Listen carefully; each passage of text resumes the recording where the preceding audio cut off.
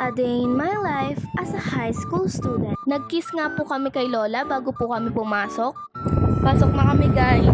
Medyo maliwanag na ngayon guys kasi ano na 5:47 na. Hintay kasi namin umalis yung basura kasi kuhaan ng basura namin ngayon Friday. Kaya yun medyo 5:47 na kami nakaalis. Pagdating nga po namin sa gate ng Manik ay hinatid na lang po ni Mama si Yael sa sakay ng tricycle. Pagkatapos nga po ihatid ni Mama si Yael sa sakay ng tricycle ay hinatid din po ako ni Mama sa harap po ng school namin. Tapos nagbabayad, nag-kiss na po ako kay Mama. Guys, nandito na kami sa room. Hi po. Pagdating ko nga po sa room ay ayan nga po ang ginagawa ng mga kaklase ko. Dahil malapit na nga po ang exam, ay nagkaroon nga po kami ng groupings kung saan pataasan po kami ng score. At yung score nga po namin ay yung gagamiting plus points sa grades. Nakita ko nga po guys yung president po namin na may pimple patch sa muka. Ang cute nga po guys dahil star tapos kulay blue po. Kaya nagpalagay din po ako sa aking noo. Ay guys, recess ko ngayon. Yung nanonood kami ngayon ng basketball, may laban yung mga senior ng basketball. Tabaan ko. Tapos rebis ko. Okay. Right?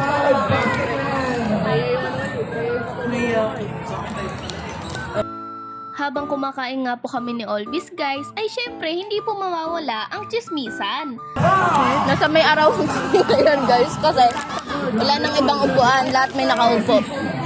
Pinili talaga nila yung lilim no? Kasi sa nagtagya ka na ba sa inyo? Ito na. Lakad-lakad muna kami.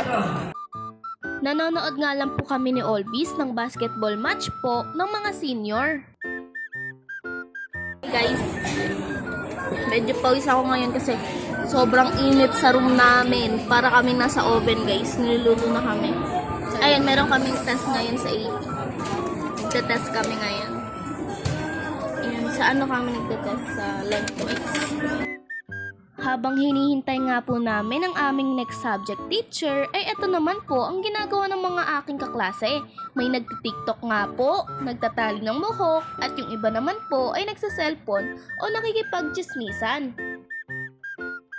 Nagtitiktok nga po dito ang dalawa ko pong lalaking kaklase, na si Lian at si Pasqua. Sinasayaw nga po nila yung isang kanta po ng Momoland.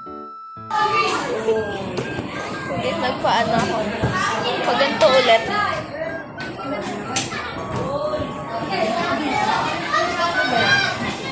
Tuloy mo. Dito na si Ma'am guys. Tuloy mo lang. What?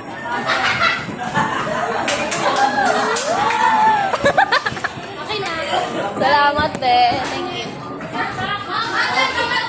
Wala nga po kami masyadong ginawa ngayon guys. Nag-review nga lang po kami para sa exam at nagsoli po ng mga textbooks. Nung uwian na nga po namin ay agad pong naglinis ang aking mga kaklase na cleaners po. Hi guys, uwian na namin ngayon. Nihintay na lang namin yung isa naming kaibigan. Dito kami sa building nila. Tinalian ako ng kaklase ko guys. Tapos ilan ako na lang siya. Binilog ko. Para sa'yo? Si Jenny? Hindi, tinalian ko kasi dapat si Janine po yung magtatali sa akin. Kaya lang, tinatalian niya po si Ellery. Kaya, yung nagtali sa akin, si Reyna. Yung dalawa yung silang dalawa yung hairstylist.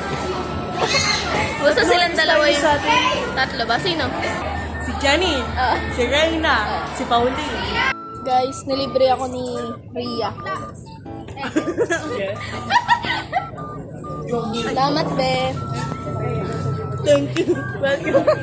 Thank you. Siya pa yung magte-thank you. Binili ko yung dynamite dito sa tindahan. Sarap kasi.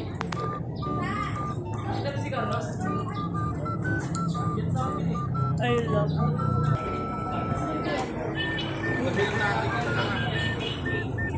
Yan sila. Kumakain din sila. Baka na to. Salamat, be. Yan sa'yo. Like, Hey guys, ngayon nandito kami ngayon sa shuttle. Magkukumit kasi kami tatlo. Kasabay ko yung mga kaibigan ko. Si Rhea, tapos si Leslie. Hindi ka ko pa makalimutan yung pangalan. At ito nga lang po ang nangyayari ng Friday. At hanggang dito na nga lang po guys. See you on my next vlog. Vlogada!